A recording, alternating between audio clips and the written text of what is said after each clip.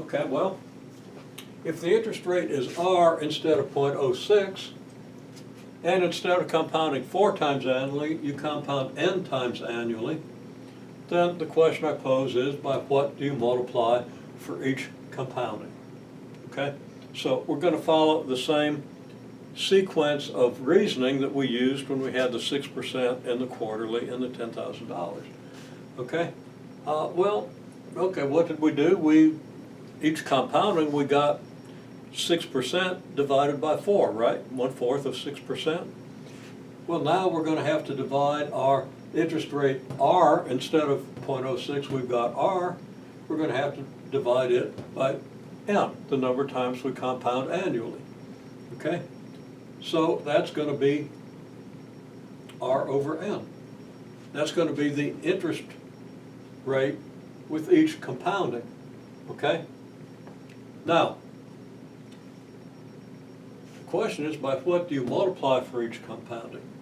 Well, previously we multiplied by 1 plus 0.015. The 1.015 was really a 1 plus the 0.015. Remember, the 0.015 was our 0.06 divided by 4, our interest rate divided by the number of compoundings. So we're going to do the same thing. We're going to do 1 plus R over n, because now it's not 0.06 over 4, it's R over n. Okay? So that's what we multiply by each time we compound.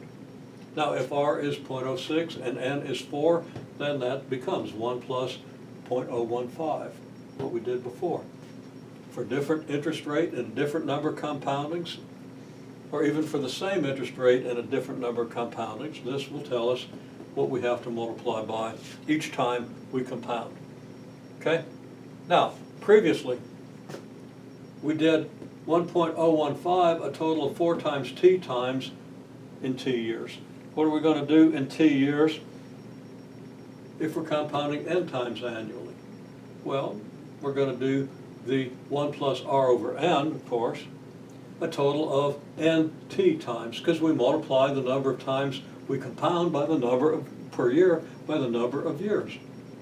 And that's going to give us 1 plus R over n raised to the nt. Okay? That's what we'll multiply our original principal by to get our principal after t years. Now, if our original principal is p sub 0, then we can use p of t for our principal after time t. Just a simple function, p of t equals this. So, if we want to know our principal after a certain time, we just calculate p. If we want the principal to be p of to find our principal after 10 years, we calculate p of 10.